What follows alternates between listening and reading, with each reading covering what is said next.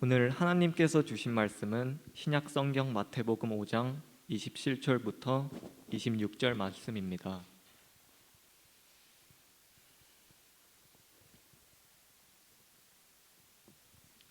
함께 교독하시겠습니다.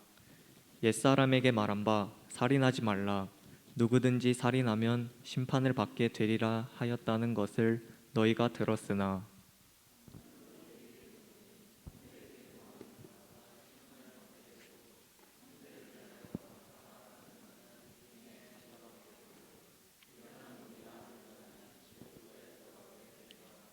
그러므로 예물을 제단에 드리려다가 거기서 내 형제에게 원망 들을 만한 일이 있는 것이 생각나거든.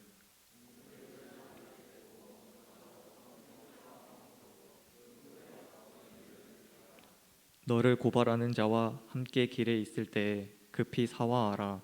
그 고발하는 자가 너를 재판관에게 내어주고 재판관이 옥리에게 내어주어 옥에 가둘까 염려하라. 진실로 내게 이르노니 내가 한 푼이라도 남김이 없이 다 갚기 전에는 결코 거기서 나오지 못하리라.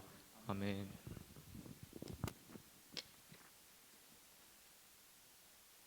기도하겠습니다. 사랑이 많으신 아버지 하나님 감사합니다. 오늘도 우리에게 주신 한날을 주님 앞에 온전히 예배자로 서게 하여 주시고 또 아버지 앞에 온 마음을 다한 예배로 찬양으로 영광 돌리게 하시니 감사합니다. 이 시간 성령님께서 우리의 임재하여 주시고 또 우리 각 사람의 마음을 열어주시고 또 우리의 굳어있던 마음을 부숴주시고 온전히 주님 앞에서 온전한 심령으로 부드러운 살결처럼 흰 눈처럼 변화되어지는, 그래서 주님과 함께 세상 가운데 빛과 소금의 역할을 감당하는 자로서 이 성전문을 나아갈 수 있는 은혜를 허락하여 주시옵소서. 주님께서 함께 해주실 줄 믿습니다. 예수님 이름으로 기도합니다. 아멘. 한 주 동안 잘 지내셨습니까? 잘 지내셨죠? 아닌 분들도 있죠. 좀 예배당으로 나오기 조금 어렵고 힘든 심령으로 이 자리에 계신 분들도 있지는 않으십니까? 한번 스스로한테 한번 물어봤으면 좋겠습니다. 내가 하나님 앞에 나올 때에, 내가 이 자리로 나올 때에, 예배로 나올 때에, 혹은 공동체 가운데에, 무리 가운데로 나올 때에 가장 좀 장애가 되었던, 나의 마음을 붙잡았던, 혹은 이 자리로 나오는 것을 불편하게 만들었던 환경, 상황, 혹은 내 내면의 문제들 있지 않으셨습니까? 내가 예수 그리스도의 십자가, 저 십자가를 바라볼 때에, 여러분 우리 예배당 안에 이 십자가를 바라볼 때에 어떠한 마음으로 저 십자가 앞에 서는지 잘은 모르겠지만은, 혹은 저 십자가에 큰 의미를 두지 않고 이 자리에 있을지도 모르겠지만, 한번 저 십자가 앞에 나 자신의 모습을 내려놓을 때에 저 십자가 앞에 서기 부끄럽다, 좀 저 십자가 앞에 서는 것이 너무 힘들다, 어렵다, 피하고 싶다, 외면하고 싶다, 혹시 이러한 마음, 그래서 온전히 아버지 앞에 나아가지 못하도록 불편하게 만드는 그러한 상황과 마음들이 혹시 있지는 않으셨습니까? 혹시 나를 누군가가 또 보고서 어떻게 생각할까? 어떻게 판단할까? 나의 이러한 현실을 보고 누군가, 혹은 내 옆에 있는 사람이 어떻게 생각할까? 혹시 이러한 생각들을 해본 적도 있지 않으십니까? 오늘 이 관계와 예배라는 제목으로 하나님의 말씀 마태복음 5장 21절에서 26절의 말씀을 우리가 함께 나눌 때에 이 자리에, 내가 이 자리에서 하나님을 예배하는 것이 하나님에게 어떠한 의미인지, 그리고 하나님은 그런 나를 이 자리에 부르셔서 어떻게 하기를 원하시는지 우리가 좀 발견할 수 있기를 원합니다. 성수동에서 사역할 때 제가 성수동에서 전도사로 있을 때에 그 교회는 아주 작은 교회였었어요. 몇 번 한번 얘기한 적이 있는 것 같습니다. 작은 교회였습니다. 그러니까 많이 나오면은 청년들이 한 15명 혹은 좀 덜 나오면은 한 10명에서 12명 정도가 모여서 예배를 드리는데 앞에서 찬양팀으로 한 4명 정도 쓰면은 회중석에 한 6명 있는 거예요. 6명 있으니까 그 6명 그래도 다행인 것은 찬양 끝나고 그 찬양팀이 또 앉으니까 10명 되잖아요. 그러니까 그래도 6명이 이제 앞에 두고서 설교를 하는 게 아니라 한 10명 정도 이제 모여서 하나님 말씀을 함께 나누고 그랬던 기억이 있습니다. 명절 때는 진짜 막 2-3명 있는데 어떻게 해야 되나 이런 생각도 들었어요. 동그랗게 앉아서 같이 예배를 드려야 되나 이런 생각도 했던 그런 아주 작은 교회였습니다. 그런데 이 교회 친구들을 제가 떠올리면은 마음이 따뜻해지는 이유가 있습니다.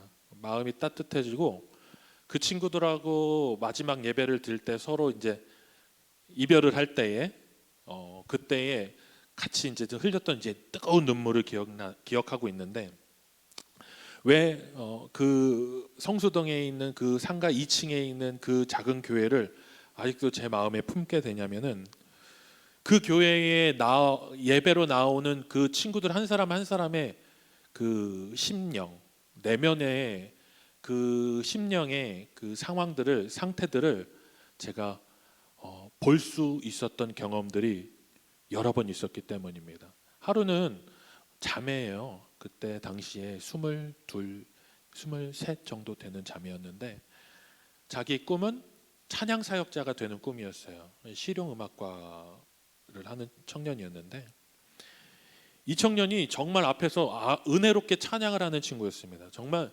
이 친구의 찬양을 보고 있으면은 절로 막 흥이 나고 나도 같이 뛰고 싶고 그런 마음이 들 정도로 하나님 앞에서 기쁨으로 찬양하는 그런 자매였어요. 근데 하루는 예배당으로 나와서 같이 예배를 드리는데 찬양 때도 그렇고 말씀 때도 그렇고 이 친구가 고개를 들지를 않는 거예요. 너무 우울한 표정으로 예배당에 앉아 있는 거예요. 그런데 무슨 일이 있겠거니 생각했습니다. 그런데 그런 상황들이 종종 나타나는 거였어요. 종종 그렇게 굉장히 굳어 있는 모습으로 뭔가 실족한 모습으로 무거운 마음으로 예배당으로 나오는 것을 느낄 수가 있었어요.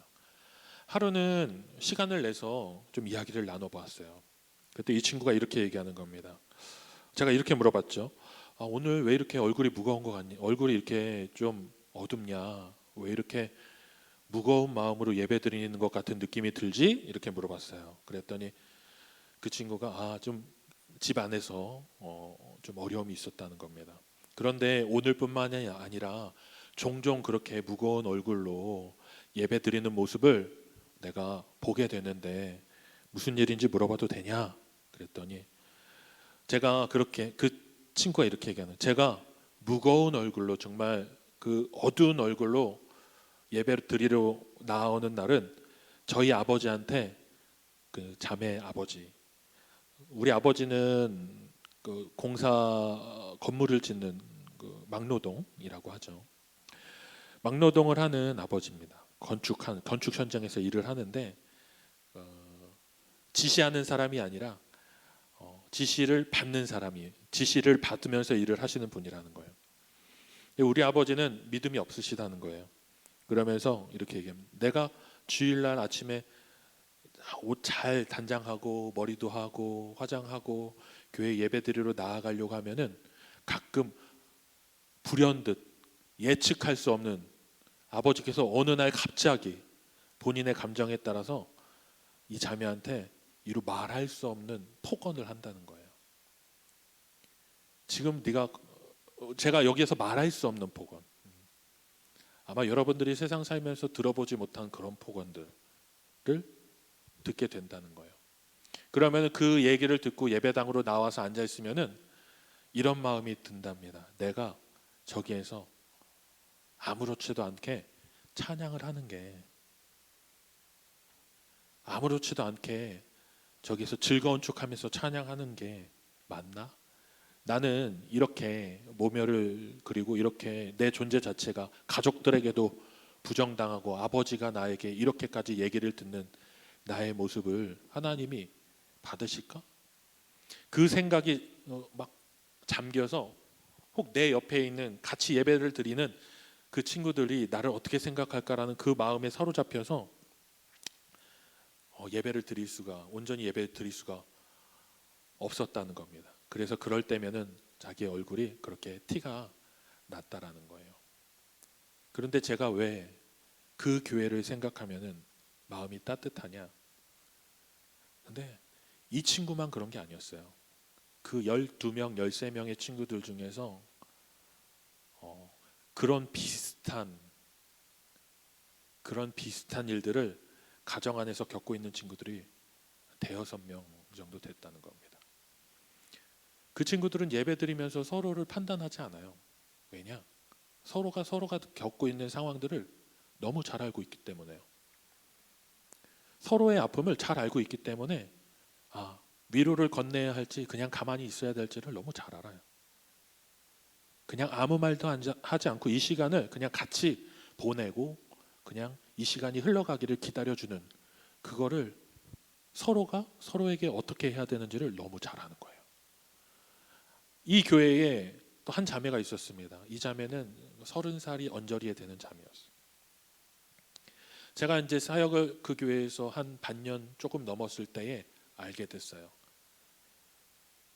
다른 친구들은 20대 초반인데 이 자매는 20대 이제 후반에서 30대 초반의 나이를 이제 가지고 있었던 자매였어요. 굉장히 아름답게 생겼습니다. 그리고 세련되고 멋있고 이쁘게 자기를 치장하고 잘하는 친구였어요. 그런데 교회의 문화에는 익숙하지 않다라는 느낌을 받았던 게 가끔가다 대화를 하면은 세상적인 것들, 세상의 이야기들이 굉장히 자연스러운 거를 경험했어요. 그런데 나중에 알게 됐어요. 어떻게 알게 됐느냐? 어떻게 통해서 알게 됐어요. 이 자매가 가지고 세상에서 하는 직업이 건전한 직업이 아니라는 것을 알게 됐어요. 그리 건전하지 않은 직업이었습니다. 구체적으로 어떤 직업인지 제가 말씀드릴 수는 없지만 건전하지 않은 직업이었어요. 누가 들어도 건전하고 옳은 직업은 아니다. 근데 그 성수동에 있는 상가 2층에 있는 교회를 이 자매가 왜 나왔을까? 이 교회 친구들이 길에서 노방전도 하다가 이렇게 같이 전도지를 내밀었을 때에 한번 와보세요 했는데 이 자매가 온 거예요. 그래갖고 신앙생활 이 교회에 나온 지 3년이 지난 거예요. 3년이. 이 교회에 있는 다른 청년들은 이 자매가 어떤 일을 하는지 암암리에 서로가 서로 다 알고 있었어요. 그렇지만은 자매한테 얘기하지 않았어요. 아무도. 그리고 누구도 그걸 가지고서 편견을 가지고 대하지 않았어요. 같이 교제하고 어울리고 함께 할 때에 서로가 불편하지 않았어요. 왜요? 서로가 판단할 수 있는 우월한 위치에 있지 않아서일까? 아니요. 서로가 얼마나 아픔 가운데 있는지를 이해했던 거죠. 또 그 자매의 상황도 이해한 거예요, 이 친구들이. 저는 그래서 그 청년들을 생각하면 마음이 따뜻해집니다. 그리고 제가 생각할 때 예수님께서 만약 이 땅 가운데 오셨을 때에 크다 말씀하시는 교회는 어떤 교회일까? 그 교회 같아요. 여러분, 큰 교회는 M교회가 아니에요. Y교회가 아니에요. 그냥 건물이 커갖고 큰 교회가 아니에요. 많이 막 10,000명 모이면 큰 교회가 아니라 어떤 사람도 품을 수 있는 교회가 큰 교회입니다. 누구도 와서 하나님을 바라볼 수 있는 교회면은 큰 교회인 거예요. 메가처치 메가처치 곱하기 메가처치. 누구든지 와서 예배드릴 수 있는 교회. 그 교회는 누가 만들까요? 그 교회는 어떻게 만들어질까요? 예배에 나온 한 사람 한 사람이 내가 예수 그리스도가 얼마나 필요한 존재인지를 잊지 않고서 하나 예배 가운데 나오는 것뿐만 아니라 내 옆에서 같이 예배드리는 형제와 자매를 온전히 그리스도 마음으로 용납하고 이해하는 그러한 이들이 모여서 예배드리는 공동체가 큰 교회입니다. 오늘 예수님께서 이렇게 얘기하셔요. 만약에 너희들이 살인이 이 당시에 예수님 당시에 유대인들이 만약에 유대인들이 살인이 이 세상에서 가장 심각한 죄고 가장 살인을 범한 자가 가장 정죄받아야 하고 그 살인을 범한 자는 살인에 처해야 한다라고 그 율법에 얘기하는 그 율법을 유대인들이 그렇게 여기고 있다. 그리고 유대인들이 살인을 가장 심각한 죄로 여기고 있다. 바리새인들이, 서기관들이 살인을 가장 심각한 죄로 여기고 있다면 나는 이렇게 얘기한다. 예수님 이렇게 얘기합니다. 나는 이렇게 얘기한다. 바리새인들과 서기관들은 살인을 가장 심각한 죄라고 얘기하지만 나는 이렇게 얘기한다. 그러면서 오늘 예수님께서 말씀을 풀어가셔요.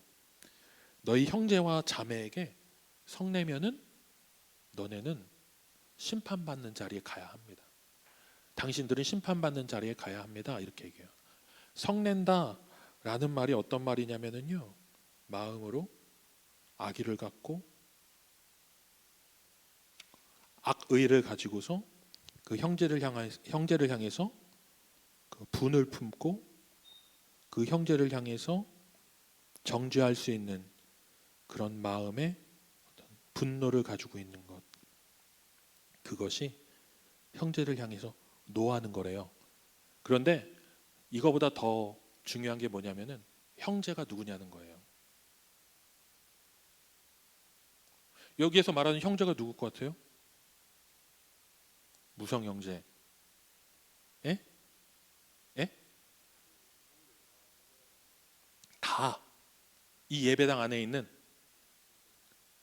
그러니까 이 예배당 밖에까지 나아가서 그렇게 생각하십니까? 여기에 형제만 포함됐나요? 자매, 형제, 자매, 혈육, 문 밖을 나가서 내가 만날 수 있는, 누구든지 나와 형제와 자매로서의 관계를 형성할 수 있는 가능성을 가지고 있는 모든 사람들, 고로 이 예배당으로 들어오는 누구든, 이 예배당에 예수 그리스도를 만나기 위해서 나아올 수 있는 모든 사람들, 그 사람들이 형제라는 겁니다. 형제, 자매. 근데 그 사람들을 향해서 노를 품으면은 심판에 넘겨진다고 얘기하면, 심판에. 노를 품는다는 건 뭐죠? 결국 나의 자존감과 나의 어떤 의와 나의 어떤 판단을 통해서 누군가를 정죄하려고 하는 악의를 가지고 있는 그 마음 자체가 예수님께는 심판의 대상이다, 이렇게 얘기합니다. 형제를 향해서, 형제라고 얘기하지 않지만 형제를 향해서 라가라고 얘기해요. 라가라고 얘기했습니다. 라가라는 뜻은 미련한 놈이라는 뜻이에요. 미련한 놈. 근데 미련한 놈인 것뿐만 아니라 무가치한 인간, 사람에게 쓸 때는 무가치한 인간, 쓸데없는 인간, 전혀 존재 목적의 존재의 이유를 그 존재의 이유를 증명할 수 없는 인간, 존엄이. 형제를 향해서 너 쓸모없어라고 얘기하는 자는 산헤드린 공의에 넘겨진대요. 조금씩 강력해지고 있죠. 근데 마지막에 했던 말이 뭐냐면은 미련한 자. 근데 원어로 얘기하면은 벙어리. 미련한 자라는 말은 말 못한 자, 입 닫은 자, 벙어리라는 뜻이에요. 그럼 이걸 신앙적으로 얘기하면 어떤 의미가 되냐면은 하나님에 대해서 저 고백할 수 없는 자들. 저건 하나님을 부르면 안 되는 사람이야. 입 막아야 돼. 구원받을 수 없는 사람이야. 하나님 백성 아니야. 저 사람 신앙 없어. 저거 온전한 신앙 아니야. 라고 정죄하는 거. 형제를 향해서. 그럼 예수님 뭐라고 하시냐면은 게헨나에 빠지게 된다. 게헨나에 던져진다. 지옥에 던져진다. 지옥불에 던져진다. 이렇게 얘기하셨어요. 오늘 예수님이 하시는 말씀에 아주 중요한 핵심 뭔지 아세요? 드러나는 죄가 아니라 우리의 마음 가운데에 있는 죄의 씨앗, 드러나는 죄를 발현하는 그 마음 안에 있는 그 죄의 근거, 근원, 그것에 대해서 예수님은 명확하게 짚으셨다는 거예요. 결국 심판은 우리의 마음 안에 있는 죄로부터 종말론적 심판, 하나님 앞의 심판으로 귀결되어진다는 거예요. 고대 랍비들이 이렇게 얘기합니다. 결국 죄는 마음에서부터 시작되는 거, 마음의 근거에서부터 시작된다라고 얘기를 합니다. 여러분, 우리가 하나님 앞으로 나아올 때에 결국 하나님이 우리의 무엇을 보실까요? 우리의 마음 아니겠습니까? 우리의 마음 상태를 보시지 않을까요?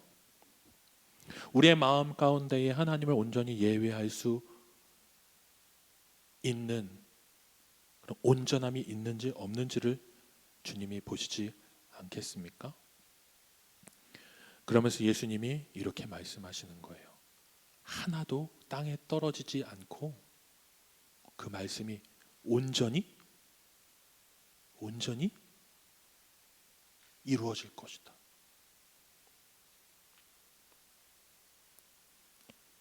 오늘날 우리의 예배 가운데에 우리가 온전한 예배로 나아가지 못하고 어떤 때에는 낙심하고 우리 예배 안에서 실망하고 공동체 안에서 실망하고 온전한 예배에 대한 갈구함이 끊임없이 우리 안에 있는데 결국 그 온전한 예배는 무엇을 통해서 이루어지느냐? 우리 한 사람 한 사람이 예수 그리스도 안에서 온전한 심령으로 형제를 그리고 하나님을 바라보는 것, 그 안에서 온전한 예배가 이루어질 수 있다라는 겁니다. 온전한 그리스도의 공동체가 이루어질 수 있다라는 겁니다. 우리의 예배 안에서 우리가 천국을 바라볼 수 있게 된다라는 겁니다.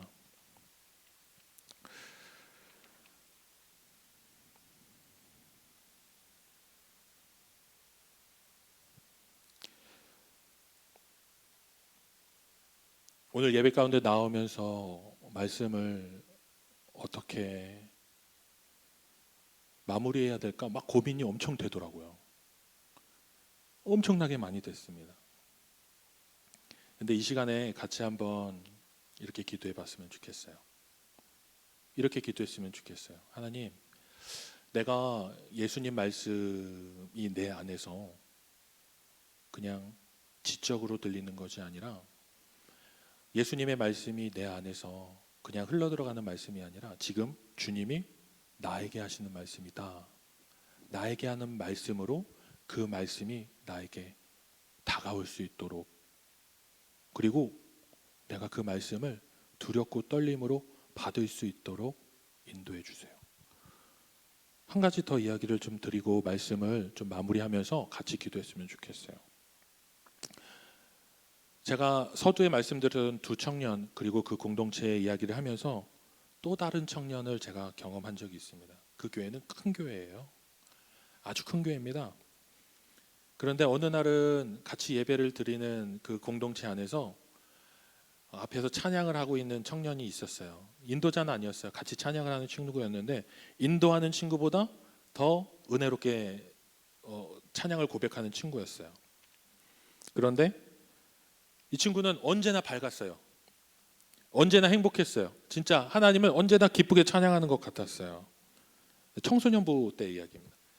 그런데 하루는 전화가 왔어요. 이 친구의 어머니였어요. 그리고 저한테 이렇게 얘기합니다. 목사님, 좀 저희 집으로 한번 좀 와주셨으면 좋겠습니다. 이러는 거예요.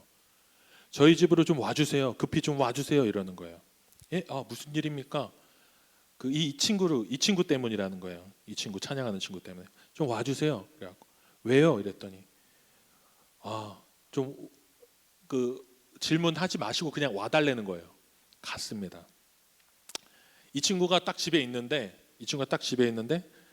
어머니가 문을 열고서 목사님 오셨어요. 이렇게 얘기하니까 이 친구가 문을 자기 방에서 문을 열고 목사님 오셨어요 하고 되게 밝게 인사를 하는 거예요.